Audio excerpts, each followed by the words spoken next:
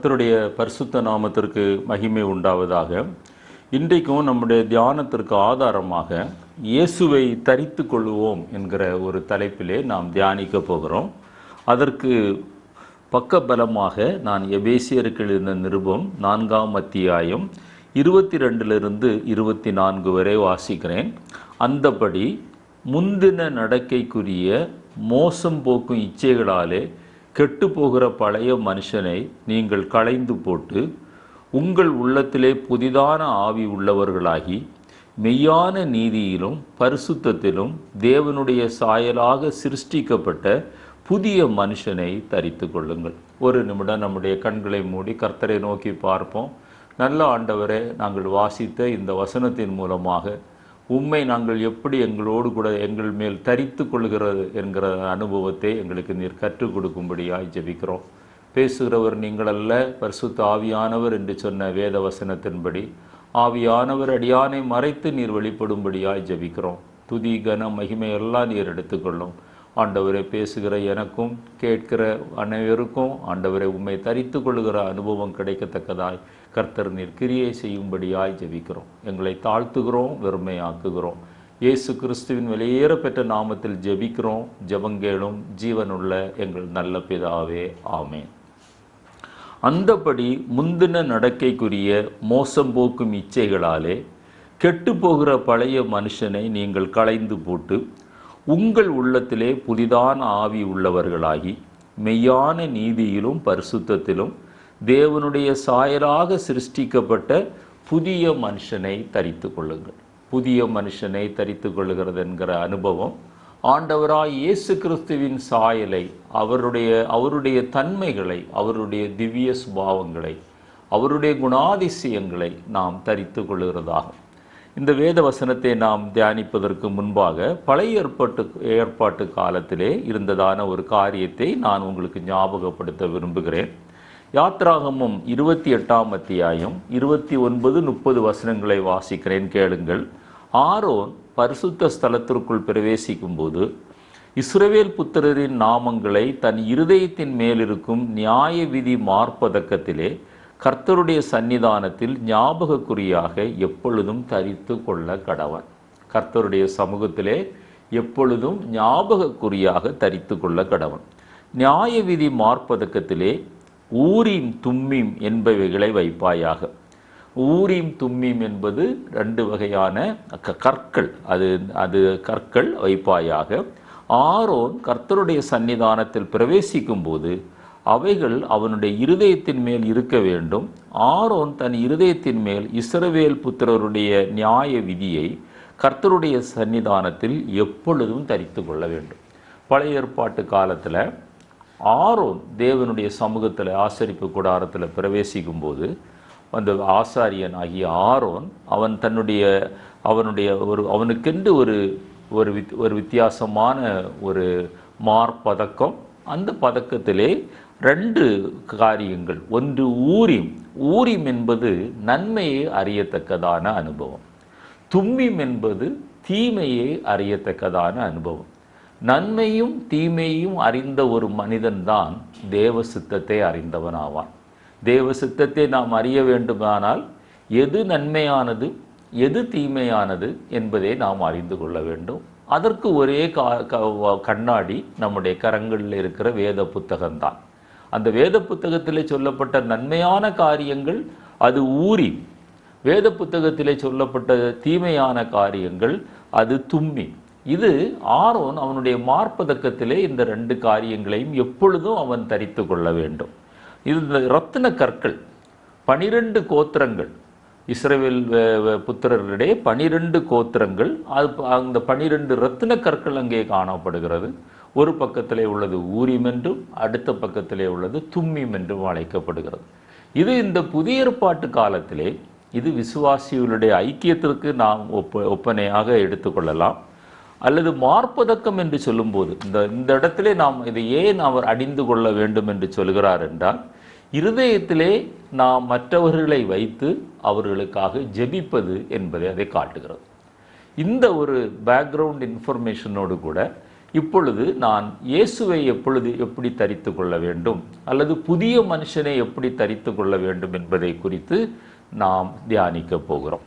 என்னை கேட்டுக்கொண்டிருக்கிற அருமையான தேவனுடைய பிள்ளைகளே, முதலாவதாக புதிய மனுஷனை நாம் தரித்து கொள்ள வேண்டும் என்றால், நாம் வாசித்த வேத வசனத்திலே அந்தபடி முந்தின நடக்கைக்குரிய மோசம் போக்கும் இச்சைகளாலே கெட்டு போகிற பழைய மனுஷனை நீங்கள் களைந்து போட வேண்டும். புதிய மனுஷனை தரிக்க வேண்டும் என்றால், மோசம் போக்குகிற இச்சைகளால் நிறைந்த கெட்டு போன பழைய மனுஷனை நாம் களைந்து போட வேண்டும். உதாரணமாக, நாம் ஆலயத்திற்கு செல்லுகிறோம் அல்லது அலுவலகத்திற்கு செல்லுகிறோம். நாம் உடுத்தியிருக்கிற அந்த ஆடையை களைந்து போட்டுவிட்டு தகுதியான இன்னொரு வஸ்திரம், ஆலயம் செல்வதற்கு தகுதியான வஸ்திரம், இன்றைக்கு அப்படிப்பட்ட தகுதியை ஆலயங்களிலே பார்க்க முடியவில்லை. ஜனங்கள் போட்டு கொண்டு வருகிற வஸ்திரங்களை பார்த்தால் ஆலயத்திற்குள்ளே இருக்கிறோமா அல்லது வேறு எங்கோ இருக்கிறோமா என்கிற ஒரு பரிதாபமான நிலைமையிலே இன்றைக்கு ஆவிக்குரிய உலகம் சென்று கொண்டிருக்கிறது. மிக வேதனைக்குரியது. அப்போ பழைய அந்த வீட்டிலே போட்டிருந்த வஸ்திரத்தை நாம் களைந்து போட்டுவிட்டு ஆலயத்திற்குரிய தகுதியான வஸ்திரம் அல்லது வேலைக்கு போவதற்கு தகுதியான வஸ்திரம், அது ஒரு யூனிஃபார்மாக இருக்கலாம் அல்லது ஒரு நல்ல வஸ்திரம், அதை போட முடியும். பழைய வஸ்திரத்தின் மேலே எந்த ஒரு மனிதனும் புதிய வஸ்திரத்தை, அழுக்கு வஸ்திரத்தின் மேலே சுத்தமான வஸ்திரத்தை அவன் போடுவதல்ல. ஒரு வஸ்திரத்தை களைந்தால்தான் இன்னொரு வஸ்திரத்தை நாம் தரித்து கொள்ள முடியும். எனவே நாம் விளங்கி கொள்ள வேண்டிய முதல் காரியம் என்னவென்றால், புதிய மனுஷனை தரித்து கொள்ள அல்லது இயேசுவை தரித்து கொள்ள நீங்களும் நானும் நம்முடைய பழைய ரட்சிக்கப்படுவதற்கு முன்பாக நம்மில் இருந்த அந்த பழைய வஸ்திரத்தை, அந்த பழைய மனுஷனை நாம் களைந்து போட வேண்டும். கொலோசியர் 3ஆம் அத்தியாயம் 8-10 வரை வாசிக்கிறேன். மிக அழகாக எழுதப்பட்டிருக்கிறது. கோபமும் மூர்க்கமும் பொறாமையும் உங்கள் வாயில் பிறக்கலாகாத தூஷணமும் வம்பு வார்த்தைகளுமாகிய இவைகளெல்லாம் விட்டு விடுங்கள். இதெல்லாம் களைந்து போட வேண்டிய அனுபவங்கள். கோபம், மூர்க்கம், பொறாமை, தூஷணமான வார்த்தைகள், வம்பு வார்த்தைகள் விட்டு விடுங்கள். ஒருவருக்கொருவர் பொய் சொல்லாதிருங்கள். இன்றைக்கு சரளமாக சொல்லுகிற அனுபவத்தை நாம் பார்க்கிறோம். அதில் சில பொய் கருப்பு பொய் என்கிறார்கள், சில பொய் வெள்ளை பொய் என்கிறார்கள். பொய் தான் என்பது வேதம் நமக்கு சொல்லுகிறது. பழைய மனுஷனையும் அவன் செய்கைகளையும் களைந்து போட்டு தன்னை சிருஷ்டித்தவருடைய சாயலுக்கு ஒப்பாய் பூரண அறிவடையும்படி. ஒவ்வொரு வார்த்தையிலும் எவ்வளவு அந்த ஆவிக்குரிய அர்த்தம், அந்த ஃபுல்லி லோடடுன்னு சொல்லலாம் பாருங்க. தன்னை சிருஷ்டித்தவருடைய சாயலுக்கு ஒப்பாய் பூரண அறிவு அடையும்படி புதிதாக்கப்பட்ட புதிய மனுஷனை தரித்து கொண்டிருக்கிறீர்களே. தரித்து கொண்டு இருக்கிறோமா என்று நாம் இந்த நாளிலே நாம் தியானிக்க வேண்டும்.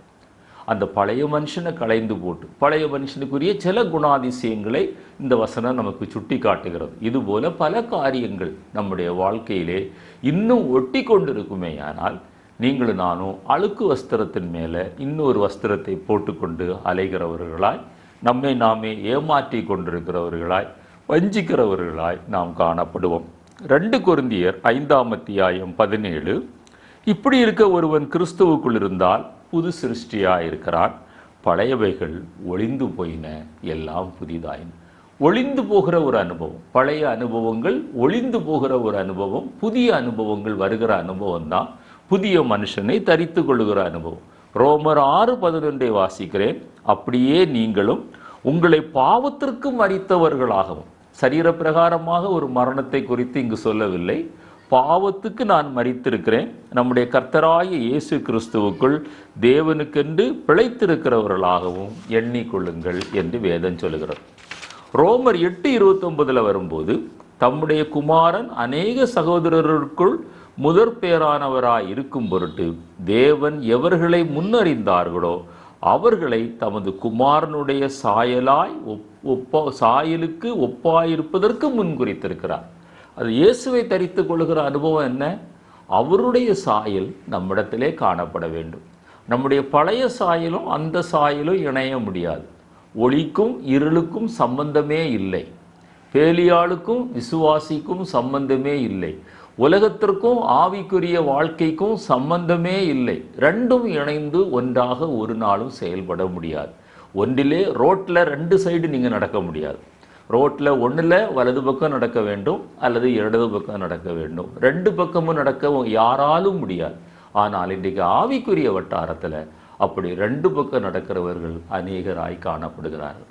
உலகத்தோடு இசைந்திருக்கிறார்கள். உலக பாரம்பரியங்கள், சடங்காச்சாரங்கள், வழிபாடுகள் அவைகள் இன்றைக்கு அங்கீகரிக்கப்பட்ட காரியங்களாய் சபைகளிலே காணப்படுகிற ஒரு பரிதாபமான நிலைமையிலே நாம் காணப்படுகிறோம். அது அல்ல புதிய மனுஷனை தரித்து கொள்கிற அனுபவம். அது பழைய மனுஷனை களைந்து போடுகிற ஒரு அனுபவம். பழைய மனுஷனை ஒருவர் களைந்தால்தான். நேற்றைக்கு ஒரு சாட்சி கேட்டோம்.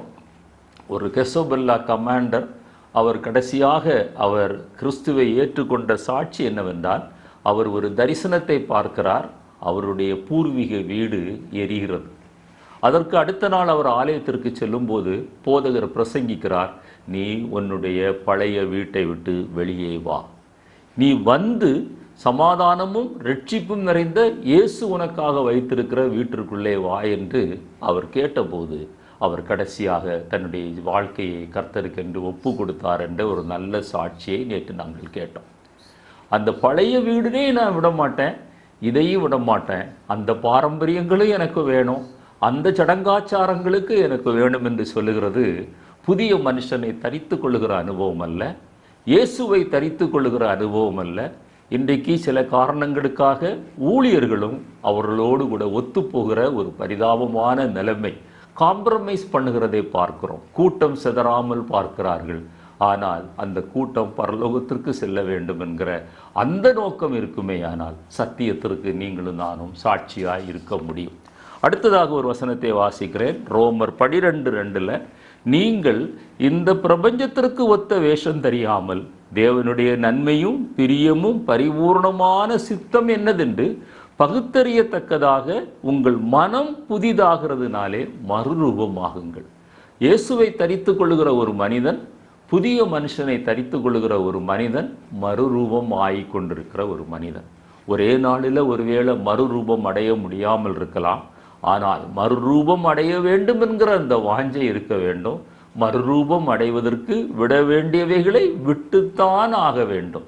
நான் சொன்னது போல ரோட்டுடைய அந்த பக்கமும் இந்த பக்கமும் இணைந்து உங்களால் நடக்க முடியாது. ஒன்றில் நீங்கள் கர்த்தர் தெய்வமானால் நீங்கள் கர்த்தரை பின்பற்றுங்கள், பாகால் தெய்வமானால் பாகாலை பின்பற்றுங்கள். குந்தி குந்தி நடக்கிற அனுபவம் உள்ளவர்கள் ஒரு நாளும் அவர்கள் புதிய மனுஷனை தரித்து கொள்ள முடியாது. அவர்கள் பழைய மனுஷன் அழுக்கு வஸ்திரத்தின் மேலே புதிய வஸ்திரத்தை அவர்கள் போட முயற்சிக்கிறார்கள். கலாத்தியர் 6:14-15 நானோ நம்முடைய கர்த்தராகிய இயேசு கிறிஸ்துவின் சிலுவையை குறித்தே அல்லாமல் வேறு ஒன்றையும் குறித்து மேன்மை பாராட்டாதிருப்பேனாக, அவரால் உலகம் எனக்கு சிலுவையில் அறையுண்டிருக்கிறது. இந்த அனுபவம் தான் புதிய மனுஷனை தரித்து கொள்ளுகிற அனுபவம், பழைய மனுஷனை களைந்து போடுகிற அனுபவம். நானும் உலகத்திற்கு சிலுவையில் அறையுண்டிருக்கிறேன். இது ரெண்டும் நம்முடைய வாழ்க்கையிலே நடக்க வேண்டும் என்று ஆவியானவர் விரும்புகிறார். ஆனால் இன்றைக்கு அப்படி அல்ல. உலகமும் வேணும், உன்னதமும் வேணும் என்று சொல்லுகிறவர்கள் தான் திரள் கூட்டம் ஜனங்களாய் பார்க்கிறோம்.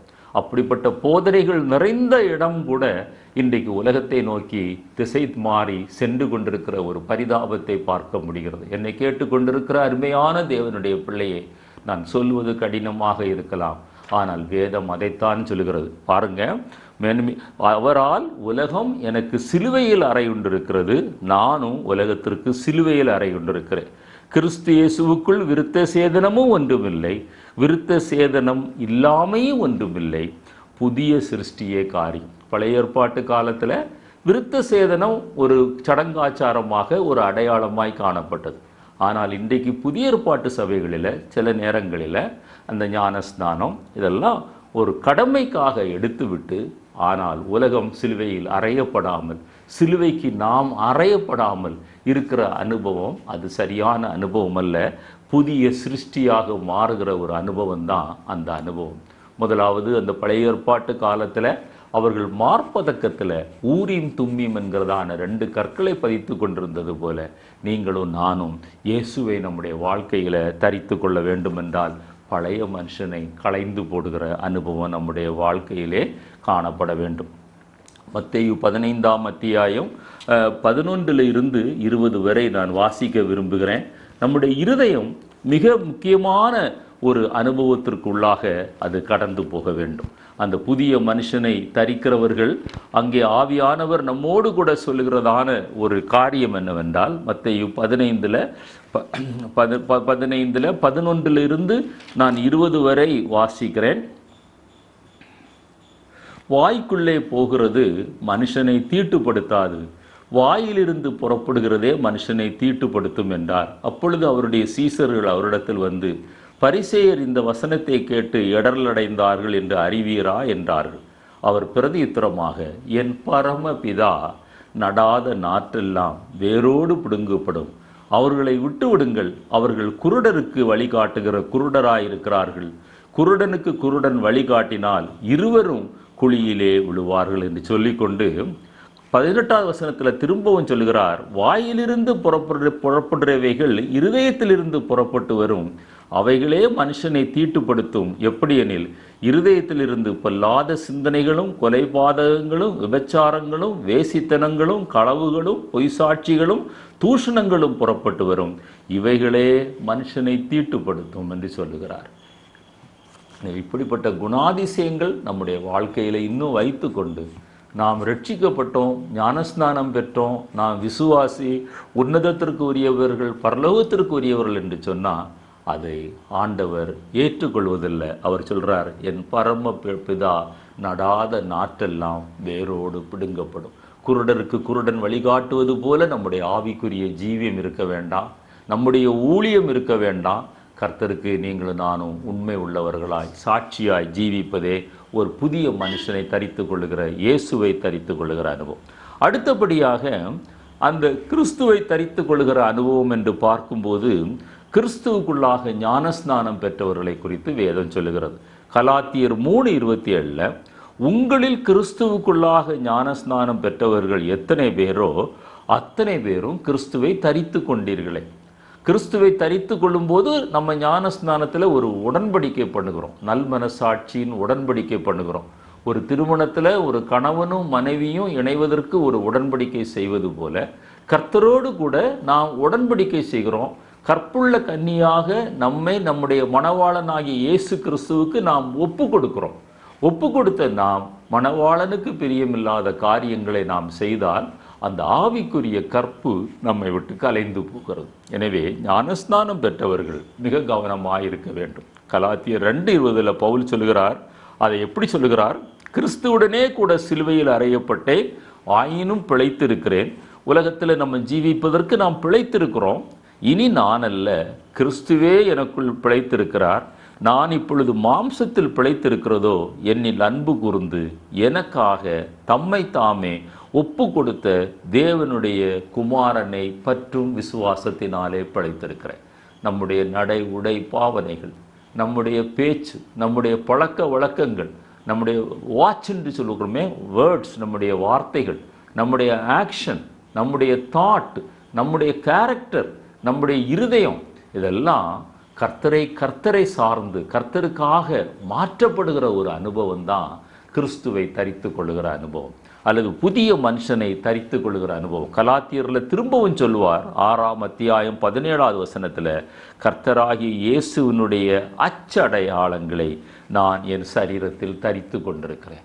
ஞானஸ்நானம் பெற்றவங்க, பரிசுத்த ஆவி பெற்றவங்க, அந்நிய பாஷையில் பேசுகிறவங்க, ஆவியோடு உண்மையோடு தொழுது கொள்கிறவங்க, பரிசுத்த அலங்காரத்தோடு கூட தொழுது கொள்கிறவங்க, பயத்தோடு நடுக்கத்தோடு சேவிக்கிறவங்க, ஊழியம் செய்கிறவங்க, நம்மை நாமே பார்த்து கேட்க வேண்டிய ஒரு முக்கியமான கேள்வி, கர்த்தருடைய அச்சடையாளங்கள் நம்முடைய வாழ்க்கையிலே காணப்படுகிறதா?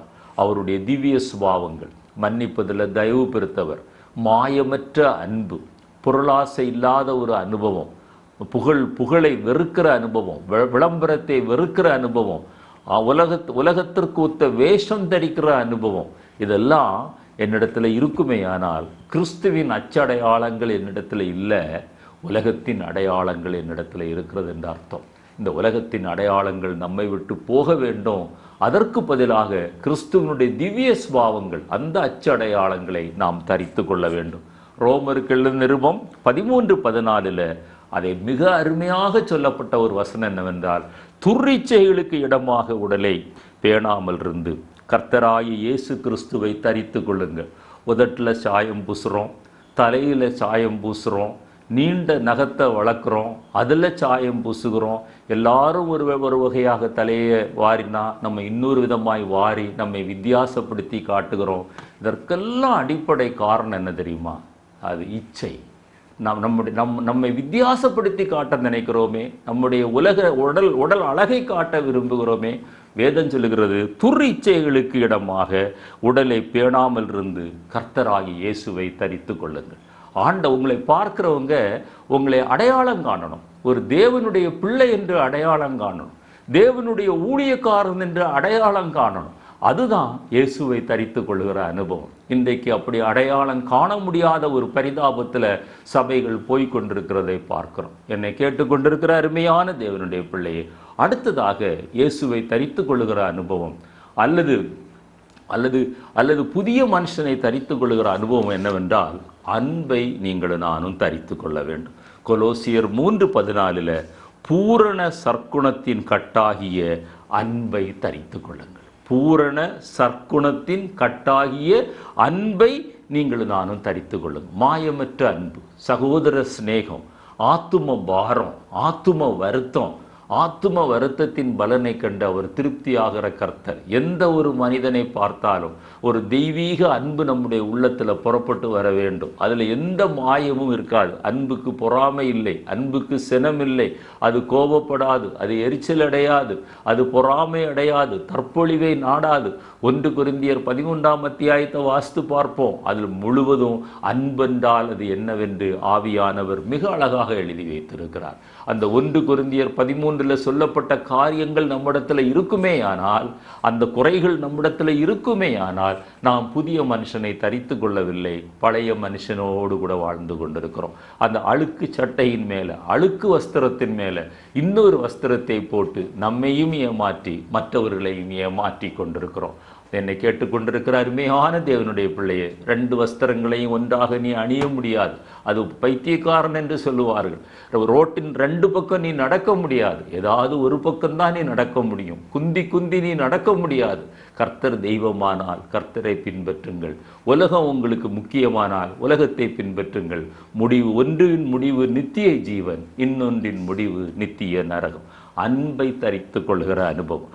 5வதாக பரலோக வாஞ்சையை தரித்து கொள்ளுங்கள் என்று ஆவியானவர் சொல்லுகிறார். 2 கொரிந்தியர் 5:2 பவுல் அப்போஸ்தலர் மூலமாக சொல்லுகிறார், ஏனெனில் இந்த கூடாரத்திலே நாம் தவித்து நம்முடைய பரம வாசஸ்தலத்தை தரித்து கொள்ள மிகவும் வாஞ்சை உள்ளவர்களாயிருக்கிறோம். பாருங்க, பரம வாசஸ்தலத்தை தரித்து கொள்கிற ஒரு அனுபவம் தான் புதிய மனிதனுடைய அனுபவம். நான் இந்த உலகத்துக்கு உரியவன் அல்ல. இது ஒரு வாடகை வீட்டை போன்றது.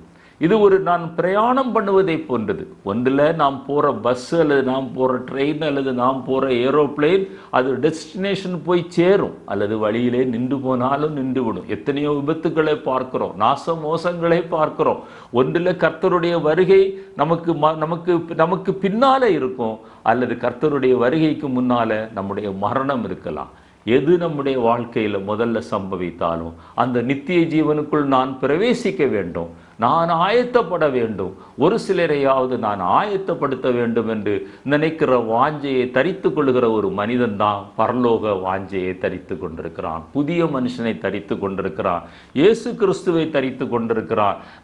நாம் எதை தரித்து கொண்டிருக்கிறோம்? உலகத்தை தரித்து கொண்டிருக்கிறோமா? உலகத்தின் ஆசை இச்சைகளை தரித்து கொண்டிருக்கிறோமா? உலகத்தோடு ஒத்த வேஷம் தரித்து கொண்டிருக்கிறோமா? செத்த மீன் நீரோட்டத்தில் அடித்து கொண்டு போகப்படுகிறது. நீரோட்டம் எங்கெல்லாம் செல்கிறதோ அங்கெல்லாம் இந்த செத்த மீனும் போய்கொண்டே இருக்கும். ஒரு நாள் ஒதுங்கும், நாரும், அதை எடுப்பார் யாரும் இல்லாமல் பரிதாபமாய் கடந்து போகும். ஆனால் ஜீவனுள்ள மீனோ அந்த நீரோட்டத்தை எதிர்த்து நீந்தி அது போக வேண்டிய இடத்துல போய் சேரும். அதுதான் பரம ரகசியம், பரம ராஜ்யத்துக்குள்ள போகிற ஒரு அனுபவம். கடைசியாக சில வசனங்களை வாசித்து நான் முடிக்க விரும்புகிறேன். நான் இதையே நான் உங்களுக்கு ஆணித்தரமாய் சொல்லுகிறேன் என்றால், கண்டிப்பாக சொல்லுகிறேன் என்றால், நீங்களும் நானும் ஒரு நாள் கணக்கு ஒப்புவிக்க வேண்டும்.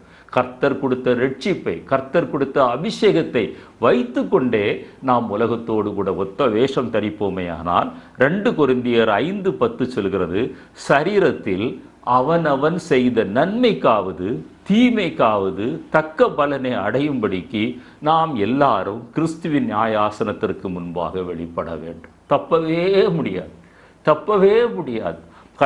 கண்ணாடிக்கு முன்ன நின்ன நேரங்கள் ஆண்டவர் பார்ப்பார். பைபிளுக்கு முன்ன இருந்த நேரத்தையும் ஆண்டவர் பார்ப்பார். எல்லாவற்றையும் ஆண்டவர் பார்ப்பார். மேலும் நாம் கவனமாய் இருக்க வேண்டும் என்று வேதவசனம் சொல்லுகிறது. 2 கொரிந்தியர் 11ஆம் அத்தியாயம் 12-13 வாசித்து பார்ப்பீர்களேயானால், இன்றைக்கு அப்படிப்பட்ட உபதேசங்கள், இந்த வேதத்தில் சொல்லப்பட்ட உபதேசங்களுக்கு மாறாக உபதேசங்களை போதிக்கிறவர்கள் இருக்கிறார்கள். அல்லது வேதத்தில் சொல்லப்பட்ட இந்த கண்டிப்பான உபதேசங்களை காம்ப்ரமைஸ் பண்றவங்க இருக்கிறாங்க. மிகவும் எச்சரிக்கையா இருங்க, மிகவும் கவனமா இருங்க. நம்முடைய நோக்கம் பரலோகத்திற்கு செல்ல வேண்டும். நம்முடைய நோக்கம் பரம கானானை அடைய வேண்டும். கள்ள அப்போஸ்தலர்கள், கபடமுள்ள வேலையாட்கள் கிறிஸ்துவனுடைய அப்போஸ்தலரின் வேஷத்தை தரித்து கொண்டவர்களாயிருக்கிறார்கள். அது ஆச்சரியம் அல்ல. அது கடைசி காலத்தில் இது ஆச்சரியம் அல்ல. சாத்தானும் ஒளியின் தூதனுடைய வேஷத்தை தரித்து கொள்வானே. கவனமா இருங்க. இந்த வேதத்திற்கு புறம்பான சத்தியத்தை யார் போதித்தாலும் ஏற்றுக்கொள்ளாதீங்க. யார் காம்ப்ரமைஸ் பண்ணாலும் நீங்க காம்ப்ரமைஸ் ஆகாதீங்க. சத்தியத்தில் நிலைத்திருங்கள். இயேசுவை தரித்து கொள்ளுங்கள். 2 வஸ்திரத்தை நம்மால தரித்து கொள்ள முடியாது. பழைய வஸ்திரத்தை களைந்தால்தான் புதிய வஸ்திரத்தை தரித்து கொள்ள முடியும். அந்த புதிய வஸ்திரத்தோடு கூட அது மாசு இல்லாமல் ஆவி, ஆத்துமா, சரீரம் கரைதரையற்றதாய் குற்றமற்றதாய் அவருடைய வருகையிலே காணப்பட, நம்முடைய முடிவிலே காணப்பட கர்த்தர் நம் ஒவ்வொருவருக்கும் உதவி செய்வாராக. நீங்களும் நானும் இயேசுவை தரித்து கொள்ளுவோம். புதிய மனுஷனை தரித்து கொள்ளுவோம். அதற்கு முன்பாக பழைய மனுஷனை களைந்து போடுவோம். கர்த்தர் தாமே இந்த செய்தியை ஆசீர்வதிப்பாராக. உங்களுக்கு பிரயோஜனமாயிருந்தால் மற்றவர்களுக்கு அறிமுகப்படுத்துங்கள்.